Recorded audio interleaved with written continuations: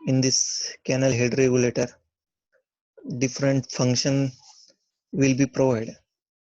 We have also studied the alignment of canal head regulator, then silt regulation work, that is silt ejector and silt excluder. This is also studied in last lecture. River training work. This is very important as per your examination is concerned. River training work can be concerned with guide bank, marginal bund and spurs. The various function of this guide bank we have studied. Causes of failure. Last lecture ला आपण causes of failure शेवटचा part बघितलेला होता. Subsurface आणि surface flow. Erosion जे काही घडणार आहे ते पर्टिक्युलर सबसर्फेस फ्लो मुळे घडणार आणि जर तुमचा तुमचं स्ट्रक्चर डायव्हर्जन हेडवर्क जर कोलॅप्स होत असेल ओव्हरटर्निंग मुळे किंवा स्लाइडिंग मुळे तर तो जो फेल्युअर आहे त्या फेल्युअरला आपण म्हणतो सरफेस फ्लो फेल्युअर किंवा failure due to surface flow. Then we have also studied the different types of surface failure, piping, undermining, direct uplift. हा एक पॉइंट महत्वाचा आहे पेपरच्या दृष्टीने. डायरेक्ट अपलिफ्ट म्हणजे काय? जे काही पर्क्युलेशन होणार आहे आणि स्वेलिंग आणि कॉन्ट्रॅक्शन जे काही होणार आहे सॉइलचं, this is nothing but what the reason to fail your diversion head work due to the direct uplift. Then we have also studied failure due to surface flow, hydraulic jump. abundant quantity मध्ये जर water येत असेल आणि ते जर strike होत असेल at the top level of your diversion head work, then it is called as hydraulic jump. Objective type question जर आला तर त्यामध्ये ही हायड्रोलिक जंप महत्वाचा पॉइंट आहे. Failure by scoring action. Design aspect आपण बघितलेले होते सबसर्फेस फ्लो मधले, सरफेस फ्लो मधले, आणि खोसलाच थिअरी आपण चालू केली होती. आता खोसलाच थिअरीचं फंक्शन काय आहे?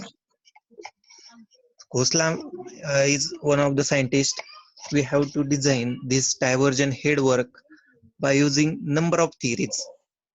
आपण जर 1910 ते 25 जर विचार केला तर ब्लॅक थिअरी आपण वापरायचो आणि त्या ब्लॅक थिअरीचा वापर जो आहे आपण पर्टिक्युलर डायव्हर्जन हेडवर्क डिझाईन करण्यासाठी त्या ठिकाणी त्याचा वापर करायचो.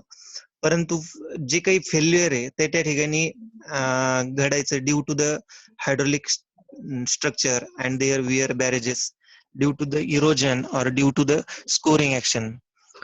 To avoid this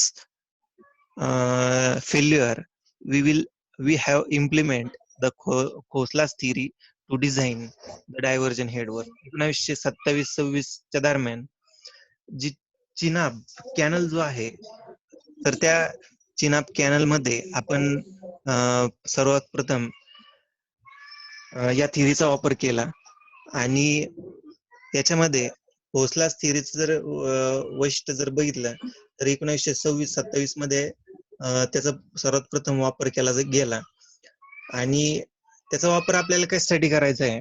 फेल्युअर जर बघितले तर त्या पर्टिक्युलर डायव्हर्जन हेडवर्क च्या बॉटम पासून आणि डायव्हर्जन हेडच्या टॉप पासून हे दोन्ही कॉर्नरला फेल्युअर होणार आहे, बरोबर, हायड्रोलिक जंप मुळे, स्कोरिंग मुळे किंवा त्या ठिकाणी इरोजन मुळे. तर हे जर टाळायचं असेल आपल्याला तर खोसलाच हा जो सायंटिस्ट आहे खोसला त्यांनी काही ऍझम्पशन्स दिले, त्यांनी काही पॉइंट्स दिले, ते जर त्या ठिकाणी आपण इम्प्लिमेंट केले तर आपल्या पर्टिक्युलर स्ट्रक्चरचं फेल्युअर जे ते आपण टाळू शकतो.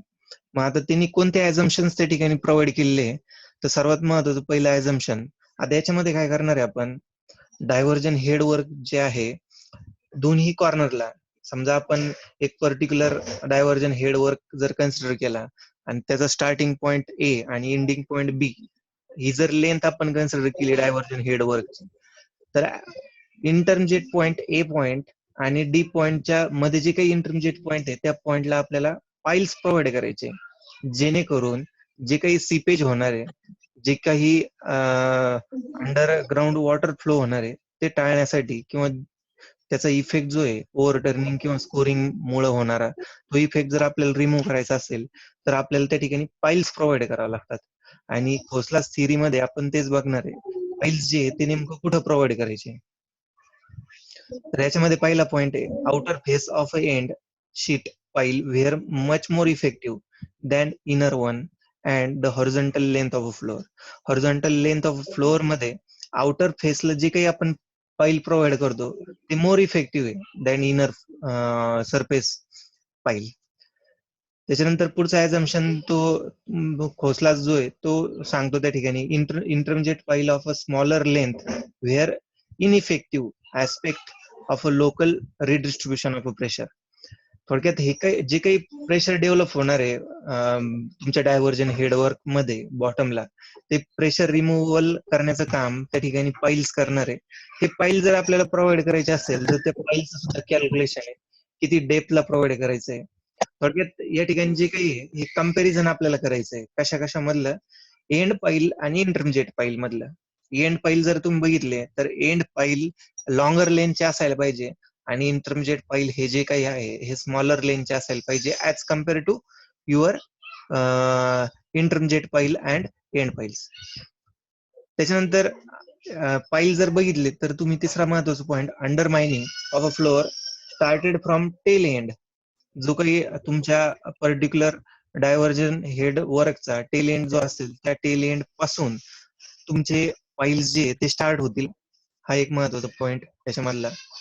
त्याच्यानंतर पुढचा महत्वाचा point, seeping water below the hydraulic structure does not follow the bottom profile of a impervious floor. म्हणजे जे काही तुमचं पाणी त्या ठिकाणी झिरपणार आहे किंवा त्या ठिकाणी सीपेज होणार आहे ते पूर्णपणे अवॉइड करण्याचं काम ते पर्टिक्युलर स्ट्रक्चर करणार नाहीये. परंतु जर आपण त्या स्ट्रक्चर मध्ये वन ऍडिशनल पॉइंट जर टाकला, म्हणजे पाईल्स जर टाकले, तर सीपेज आणि तुमचं जे स्कोरिंग ऍक्शन आहे ते पूर्णपणे कमी होऊ शकतं किंवा काही पर्सेंटेज मध्ये कमी होऊ शकतं. And Khosla's and his associates took into this account flow pattern below the permissible base of hydraulic structure to calculate uplift pressure and exit gradient. हे जे काही आपल्याला स्ट्रक्चर कॅल्क्युलेट करायचंय किंवा सीपेज कॅल्क्युलेट करायचंय, how many quantity of water is seep through the bottom of floor, it can be calculate by using this Khosla's theory. त्याच्यानंतर permissible base जो आहे तो अवॉइड करण्याचं काम या ठिकाणी कोसलास थिअरी करते. It was absolutely essential to have reasonably deep vertical. आता सांगितल्याप्रमाणे जे काही पाईल्स आपण प्रोव्हाइड करतो ते पूर्णपणे vertically downward as larger as possible त्या ठिकाणी आपण जे पाहिले ते प्रोव्हाइड करणार आहे, जेणेकरून सिपेज जे काही आहे ते अवॉइड होईल त्या ठिकाणी. आता याच्यामध्ये दोन मेथड आहे सिपेज जे काही आहे ते टाळण्यासाठी किंवा सिपेज जे आहे ते अचीव करण्यासाठी.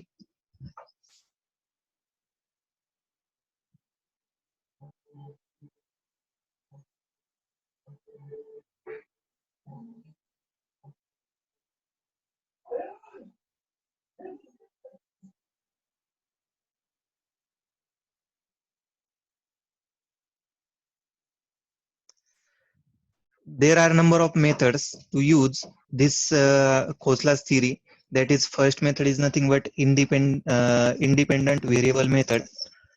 आणि सेकंड मेथड जी आहे ती म्हणजे इंटरमिजिएट पॉइंट मेथड. आता आपण पहिली मेथड जी आहे ते पहिल्या मेथड पासून चालू करू, इंडिपेंडंट व्हेरिएबल मेथड. पेपरमध्ये ऑब्जेक्टिव्ह टाईप जर क्वेश्चन असेल तर हे क्वेश्चन विचारले जाऊ शकतात. इंडिपेंडंट कोणते कोणते मेथड जे आहे ते खोसलास थिअरी मध्ये आपण वापरतो. independent method most design does not conform to elementary profile. म्हणजे पर्टिक्युलरली आता सांगितल्याप्रमाणे diversion head work from A point to B point जर आपण चालू केलं तर त्याची इलिमेंटरी प्रोफाईल आपल्याला पहिले कॅल्क्युलेट करायची असते.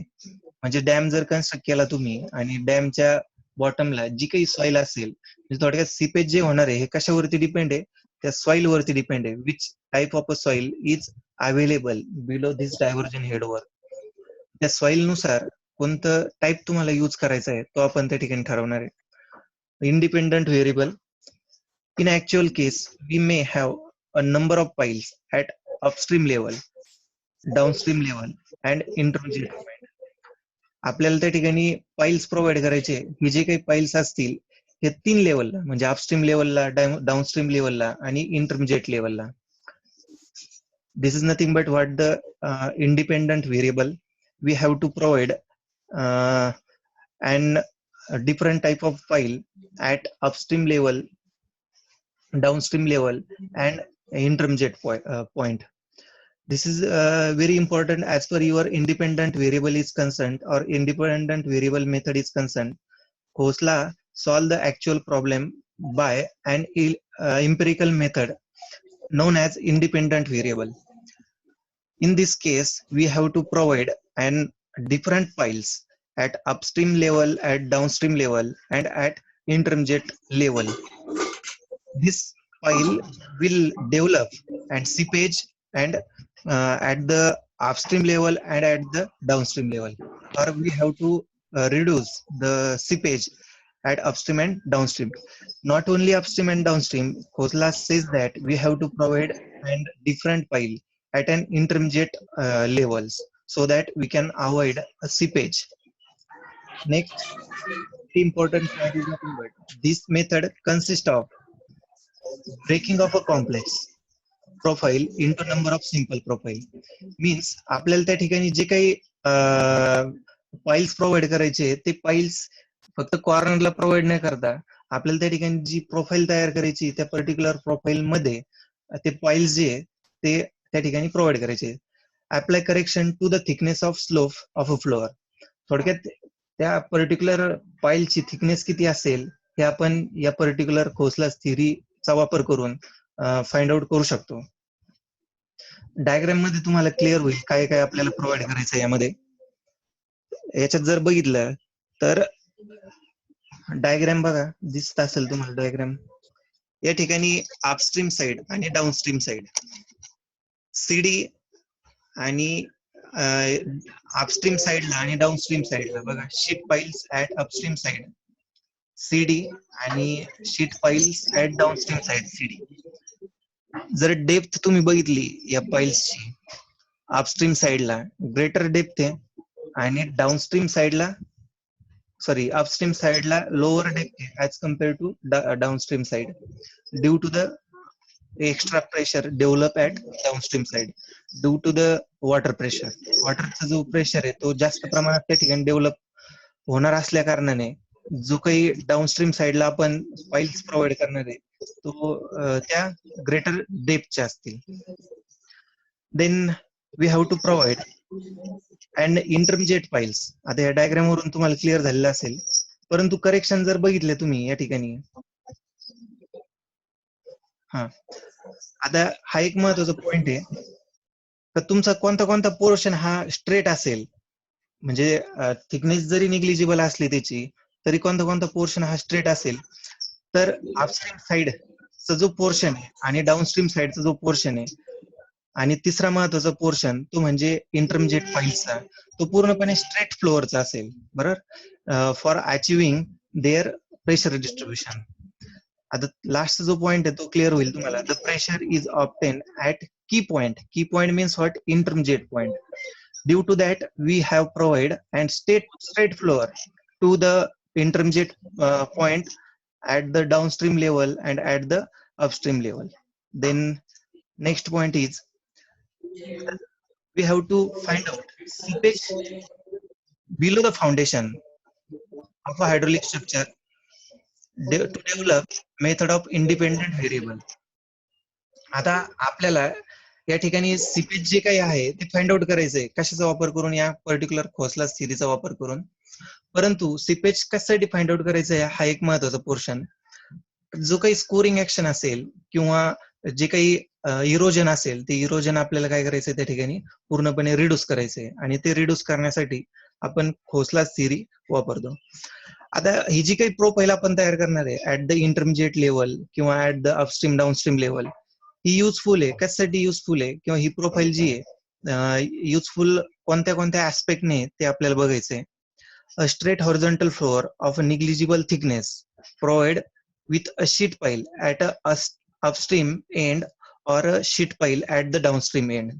म्हणजे हॉरिझॉन्टल फ्लोअर जो काही आपल्याला कन्स्ट्रक्ट करायचा आहे तो अपस्ट्रीम साईडला आणि डाऊनस्ट्रीम साईडला जो काही प्रोफाईल किंवा प्रेशर डिस्ट्रीब्युशनची प्रोफाईल जी काही डेव्हलप होणार आहे ती पूर्णपणे निग्लिजिबल ठेवण्यासाठी आपण या ठिकाणी जो काही फ्लोअर आहे किंवा जो काही पाईल्स आहे ते सेम थिकनेसचे किंवा सेम डेप्थचे त्या ठिकाणी वापरणार. देन दुसरा महत्वाचा पोर्शन तो म्हणजे स्ट्रेट फ्लोअर और straight horizontal floor depressed below the bed but without any vertical cut off. म्हणजे आता सांगितल्याप्रमाणे हॉरिझॉन्टल फ्लोअर त्या ठिकाणी आपल्याला अचीव्ह करायचं आहे. ही डायग्राम आपण बघितली अपस्ट्रीम साईडला आणि डाऊनस्ट्रीम साईडला. त्याच्यानंतर पुढचा महत्वाचा आहे intermediate point method. Variable method आपण बघितली. त्याच्यानंतर इंटरमिजिएट. आता इंटरमिजिएट जी मागची डायग्राम होती थोडक्यात आपल्याला सीई हे जे काही पॉइंट बघायचे थोडक्यात सी ही डिफरंट पोझिशनला आहे आणि ई हा डिफरंट पोझिशनला आहे. म्हणजे थोडक्यात सीडी आणि ईडी हा पोर्शन आपल्याला त्या ठिकाणी बघायचा आहे. सीडी आणि ED at upstream and at the downstream एंडला त्या ठिकाणी जे काही पोर्शन डेव्हलप होणार आहे तो आपल्याला या ठिकाणी इंटरमिजिएट पॉइंटला बघायचा आहे. आता बघा थोडक्यात त्याला आपण अपस्ट्रीम साईडला सीई म्हटलंय आणि डाऊनस्ट्रीम साईडला C1E1 म्हटलंय. बघा mathematical solution can be expressed by using this point or CE point. Bottom point of a pile is D point. Last diagram मध्ये बघितलं बॉटम जो काही पॉइंट आहे त्या पॉइंटला आपण D पॉइंट म्हणलोय. अपस्ट्रीमला असू द्या किंवा डाऊनस्ट्रीमला असू द्या. फक्त E चा जर संबंध आला तर तो D1 होऊन जाईल किंवा D डॅश होऊन जाईल ऍट द अपस्ट्रीम और ऍट द डाऊनस्ट्रीम. आता हे जे काही पोर्शन आपल्याला इंटरमिजिएट पॉइंटला किंवा त्या पर्टिक्युलर व्हेरिएबल पॉइंटला जर स्टडी करायचा असेल तर आपल्याला काही करेक्शन्स द्यावं लागतात त्या ठिकाणी. To find out correction at mutual interface of a pile और to find out correction at thickness of floor. आणि तिसरं महत्वाचं करेक्शन आहे correction of slope of a floor. हे 3 करेक्शनचा जर वापर केला तर आपल्याला त्या ठिकाणी खोसलाच थिअरी आपण वापरू शकतो. आता इंटरमिजिएट पॉइंटला किंवा या ठिकाणी डिप्रेस फ्लोअरला किंवा शीट पाईल इंटरमिजिएट पोझिशनला डायग्राम व्यवस्थित बघा. या डायग्राम मध्ये डी जो दिसतोय तुम्हाला small D, D is nothing but what the depth of your पाईल. आणि डिप्रेस फ्लोअरला आणि इंटरमिजिएट पोझिशनला तुमचा डी जो आहे तो व्हेरिएबल आहे. म्हणजे डिप्रेस पोर्शनला डेप्थ ही कमी आहे आणि इंटरमिजिएट पोर्शनला डी हा ग्रेटर आहे. Why D is greater at intermediate position? Due to the extra pressure will be developed at divergent head work or at the divergent point. आता हे करेक्शन कशासाठी आहे? आपण जे काही ऍझम्पशन्स वापरणार आहे या ऍझम्पशन्स मुळे काही करेक्शन त्या ठिकाणी डेव्हलप होतील. हे करेक्शन जर थांबवायचे असेल तर 3 करेक्शन्स त्या ठिकाणी प्रोव्हाइड करावं लागतात आपल्याला. थोडक्यात हे फॉर्म्युले ऍक्च्युअली म्युच्युअल इंटरफेसला किंवा थिकनेसला किंवा स्लोपला हे फॉर्म्युले वापरून आपण त्या ठिकाणी हे करेक्शन सॅटिस्फाय करू शकतो. आता पहिलं करेक्शन म्युच्युअल इंटरफेस बघायचंय आपल्याला. त्याचा फॉर्म्युला बघू आपण directly. Correction at mutually interface this can be calculate by using formula C is equal to. आता या फॉर्म्युलेचं डेरिव्हेशन नाही आहे आपल्याला, याच्यावरती प्रॉब्लेम किंवा त्या ठिकाणी ऑब्जेक्टिव्ह टाईप जो क्वेश्चन आहे तो विचारला जाऊ शकतो. C is equal to 19 under root d divided by b1 x multiply by d plus d divided by b. आता या ठिकाणी c where c is nothing but what the correction due to the interface. b1 is nothing but distance between two piles 1 and 2. Capital D is nothing but depth of a pile line that is at point 2. Influence of which on the neighboring pile 1 of a depth d must be determined. B is nothing but what? Total length of a impervious floor. या ठिकाणी दाखवलेलं आहे D, capital D, B आणि H. Capital H जरी या ठिकाणी वापरायचं नसेल आपल्याला, तरी हा कॅपिटल डी म्हणजे डेप्थ ऑफ फ्लोअर किंवा डेप्थ ऑफ फाईल आहे त्या ठिकाणी वापरायची आहे. डेप्थ ऑफ अ फाईल आणि B1 हे 2 पॉईंट जे हे महत्वाचे आहे, कारण की प्रत्येक प्रॉब्लेम मध्ये डेप्थ किंवा डायमीटर डेप्थ जी काय आहे ही चेंज होणार आहे किंवा विड्थ जी काय आहे ती चेंज होणार आहे. त्याच्यानंतर correction for floor thickness. Correction for floor thickness is important.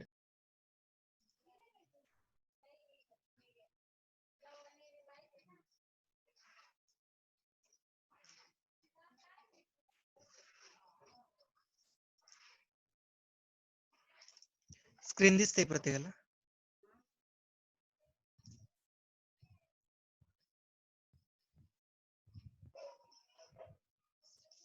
Yes sir.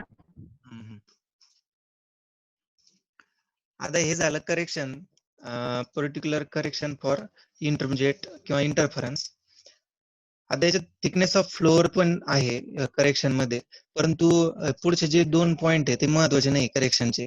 हा इंटरफेरिंग फाईल्स जे काही करेक्शन होते याच्यामध्ये ऑब्जेक्टिव्ह टाईप जर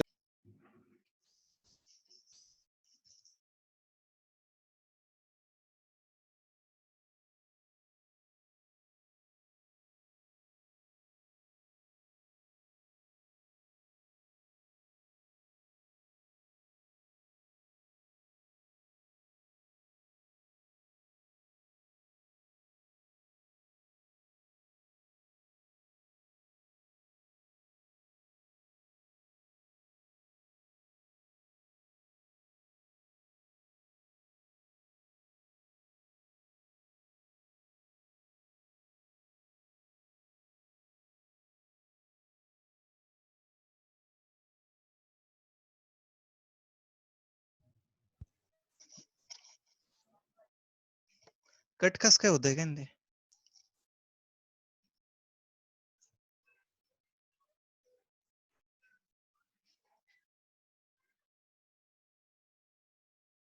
ऑटोमॅटिकली झूमची विंडो शटडाऊन होऊन जाते.